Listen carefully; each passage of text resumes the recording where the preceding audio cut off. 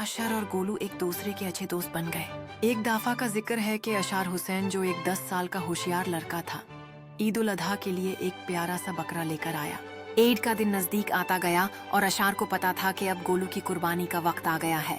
ईद के दिन अशर ने दुआ की और गोलू की कुर्बानी दी। अशर ने उस ईद से एक सबक सीखा, कुर्बानी सिर्फ एक रस्म नहीं बल्कि एक जज्बा है जो इंसान को अल्लाह के करीब लाता है। गोलू की याद हमेशा अशर के दिल में जिंदा रही। अशर ने अपने दोस्तों को गोलू की कहानी सुनाई और उन्हें कुर्बानी की अहमियत समझाई। दोस्त भी समझ गए कि गोलू की याद सिर्फ एक खुशी नहीं बल्कि एक सबक है जो उन्हें इस ईद पर याद रहना चाहिए। अशर ने तय किया कि हर साल ईद पर वो गोलू की याद में कुछ खास करेगा।